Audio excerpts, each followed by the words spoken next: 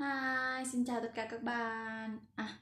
Gấpมาพบกันอีกแล้วเนาะกับรายการหับเต็มเวียดไว้ป้าใจเดี๋ยวขอแปลงกล้องนิดนึงก่อนเพราะว่ามื้อนี้เขียนก็เต็มกระดานค่อนข้างเต็มกระดานเนาะโอเคถอยนิดนึงบอกก็มื้อนี้เฮามาเรียนบทที่49กันโอ๊ยเผลอแป๊บเดียวก็สิฮอด50ละมื้อนี้เฮามาเรียนเกี่ยวกับคำว่าเดแปลได้หลายอย่างอยู่เนาะแต่ว่าการใช้จะมี 2-3 ประโยคที่ว่าแบบใช้ต่างกันเพราะว่ามันแปลได้หลายอย่างมีหลายความหมายโอเคเดอันที่1คำว่าเดแปลว่าเพื่อคำว่าเดแปลว่าเพื่ออันที่2คำว่าเดแปลว่าปะวางไว้เป็นคำกรรมะนั่นเองแล้วก็คำที่3นั่นแปลว่าให้หรือว่าเดี๋ยวนะโมเมนต์มันบ่ได้แปลว่าแป๊บเดียวหรือว่านั้นเนาะมันบ่ได้แปลนั้นแต่มันถ้าไปกับประโยคนะมันจะทำนองนั้นแต่ก็บ่ได้แปลขนาดนั้นเนาะแต่ว่าให้เข้าใจว่ามันทำนองนั้นในภาษาลาวแล้วก็ภาษาไทยแบบถ้าจะแปลให้เข้านะโอเคเบาๆอย่างไรนะเราเข้าไปประโยคที่1กันเลยคำว่าเดแปลว่าเพื่อเขาจะวางอยู่ทางกลางอยู่ทางกลางก็คือหลังประโยค1แล้วก็เดเป็นอย่างประโยคที่2หรือว่าเดเฮ็ดหยังเดลามซีเป็นเฮ็ดหยังเป็นบ่เกาเป็นประโยคเดลามซีví dụ là gì ạ tôi ăn cơm để làm gì các bạn ăn cơm để làm gì ạ các bạn học tiếng Việt để làm gì อันนี้อันนี้ว่าเรียนภาษาอังกฤษเป็นอย่างก็แล้วแต่ทุกคนนะแล้วก็มีคำว่าอย่างกินข้าวเพื่ออย่างกินข้าวเพื่อให้อยู่หลอดหมอให้อิ่มโอเคแต่ว่าอันนี้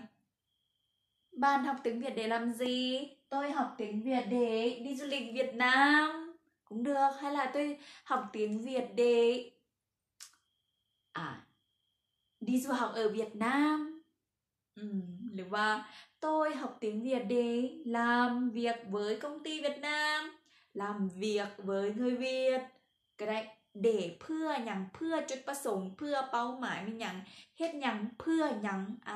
ให้เข้าใจแบบนี้ làm gì để làm gì làm cái gì để cái gì đó ให้ทุกคนเข้าใจเนาะคำว่าเดง่ายๆต่อไปประโยคที่2นั่นก็คือโบช่างลาวเดลามถ้วยโบช่างลาวเดลามถ้วยอันนี้อาจจะเป็นแบบพอไปลาวกับแบบไป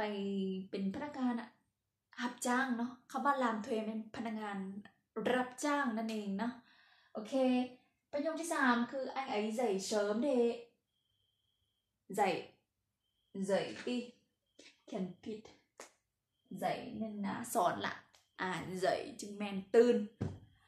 anh ấy dậy sớm để tập thể dục anh ấy dậy sớm để đi làm phải đi làm là thế này một mẹn lạ dậy sớm để làm gì cái gì đó để mục đíchกันlàm mục tiêu gì đó เพื่อจุดประสงค์เป็นอย่างของลาวกับยานเนาะแบบตื่นแต่เช้าตื่นแต่เช้ามาออกแห่งงานมาออกกำลังกายหรือว่าไปโรงเรียนก็ได้คือกันanh ấy dậy sớm để làm gì anh ấy dậy sớm để tập thể dục anh ấy dậy sớm để đi làm anh ấy dậy sớm bạn ấy dậy sớm để đi học cái gì đó để chuẩn bị đi học không phải chuẩn bị cả kiếm โอเคคำว่าเด็กง่ายๆเข้าใจแล้วเนาะแปลว่าเพื่ออันที่1อันที่2แปลว่าเดี๋ยวหรือว่าให้อันนี้จะในกรณีที่ว่าแบบช่วยเหลือผู้อื่นแบบเวลาที่เฮาแบบมีความตั้งใจช่วยเหลือเขาแบบว่าเขาก็บ่ได้ให้เฮาช่วยดอกแต่ว่าเฮาอยากช่วยเขาสมมติว่าแม่เฒ่านึงจะข้ามทางเฮาจะไปช่วยเพิ่นเฮาว่าเดี๋ยวลูกพาข้ามทางจะว่าไหนเอาว่าเจอhay là cháu giúp bà qua đường không phải một men nào họต้องใช้คำว่าđể cháu giúp bà qua đường เดี๋ยวหลานจะพาแบบป้าข้ามทางนะคะ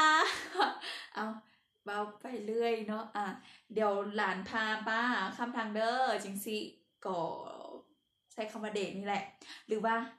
ในนี้จะมีคำว่าเดทจะอยู่ทางหน้าประโยคเนาะเดทโอ้ยคันเดทอยู่ทางหน้าประโยคตามด้วยประธานแล้วก็ให้เข้าใจง่ายว่าตามด้วยข้อตามด้วยประโยคหลังจากนั้นเดทจะอยู่หน้าเนาะคือแปลว่าเดี๋ยวหรือเปล่าเดี๋ยวให้เดี๋ยวให้หรือว่าให้เนาะก็แล้วแต่ทุกคนมักแปลอะไรแต่สำหรับเขาทำเพราะว่าเขาคิดว่ามักเขาบอกคำว่าเดี๋ยวก่อนเดี๋ยวเขาติดภาษาไทยมาโอเคสำเนียงไทยเนาะเด็กก้อนเรือบ้านเจ้าแม่เด็กก้อนเรือบ้านเจ้าแม่เดี๋ยวลูกล้างจานให้แม่เนาะเดี๋ยวให้ลูกล้างจานให้ก็ได้หรือว่าอันที่สองก็คือเด็กไงไม่ลามกุ้งเลือกเดี๋ยวมื้ออื่นเฮ็ดก็ได้หรือเดี๋ยวพรุ่งนี้ทำก็ได้เดี๋ยวมื้ออื่นเฮ็ดก็ได้บ่มีปัญหาแบบสิเดี๋ยวให้มื้ออื่นเฮ็ดจึงเฮ็ดก็ได้แบบจริงสินะคำว่าเดททุกคนพอเข้าใจอยู่เนาะคำว่าเดทลามสิอันนี้แบบบอกถึงความตั้งใจที่จะช่วยเหลือผู้อื่นหรือว่าการที่เราจะแบบออกเว้าคำใดนึงที่ว่าแบบเดี๋ยวแบบความใจเย็นแสดงถึงความใจเย็นเนาะหลายเหตุการณ์อยู่เด้ก็แบบนั่นแหละแต่อันนี้จะค่อนข้างเข้าใจอย่างหนึ่งแบบต้องได้ใส่หลายบ่แต่อันที่เทิงเขามาเดทเพื่ออันใส่เป็นทางการอยู่แหละไปที่เงินฮอนแล้วก็จะเจอเขามาเดทนะแต่ว่าอันนี้จะเว้าใช้ในการเว้าหลายกว่าขอเว้าในที่นี้เลยว่าใช้ในการเว้าหรือว่าการสนทนาภาษาตลาดหลายกว่าจะทางการแท้อาจจะมีในบทเรียนแต่ถ้าจะแบบไปแต่งเป็นประโยคหรือว่าบทความหรือแต่งเป็นอย่างก็ได้เนาะก็บ่ค่อยมีแต่อาจจะมีอาจารย์อาจจะสอนให้เด้อก็มีโอเคคำสุดท้าย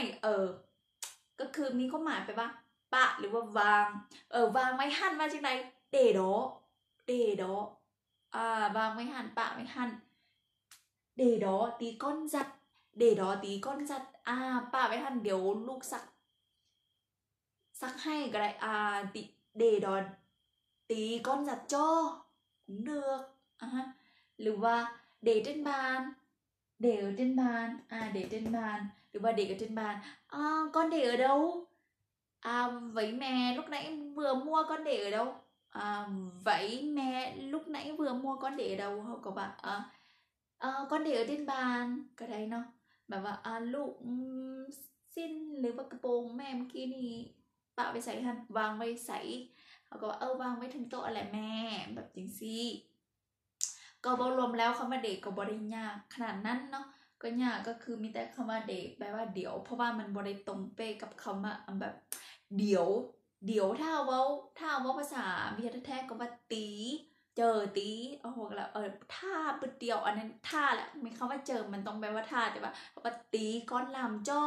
กุ้งเดือกกันในกุ้งใช่อันนี้ก็บ่ผิดคำว่าตีก้อนลำจ้อตีก้อนจัดจ้อตีบุญละลัดเนื้อหัวละตีเนื้อ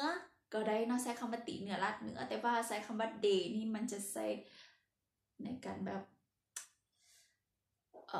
บอกถึงความตั้งใจหลายคนแบบว่าอยากช่วยเขาหลายกว่าฉะนั้นทุกคนลองเอาไปใส่เบิ้งเนาะไปใส่เบิ้งว่าเข้าใจสำใดในการใส่คำว่าเดในที่นี้มื้อนี้มาไวไปไวเลยโห้ยค่ะก็10 นาทีนึงบ่เป็นอย่างนำมาไวก็มีข้างข่าวก็แบบเมื่อวานเนี่ยเขาก็มาโดนเติบเนาะวันนี้ก็เลยมาไวไปขอลาสักนี้ก่อนบ่นี่ โอเคสำหรับคำว่าเดก็ฝากไว้นำทุกคนเนาะถ้ามีข้อข้องใจหรือว่ายังบ่จะแจ้งชัดเจนก็ลองก็คอมเมนต์มาเลยถามมาเลยแล้วก็อยากให้สอนเกี่ยวกับจู่เดมันอย่างหัวบทยังนะก็บอกกันมาเลยขอกันเข้ามาเลยเด้อโอเคใครที่ยังบ่กดติดตามอย่าลืมกดไลค์กดแชร์ Subscribe กดกระดิ่งพร้อมเด้อขอบใจหลายๆที่ทุกคนที่สนับสนุนนะโอเคตามบีกบาลเจ้ากบาลเห็นกับไลน์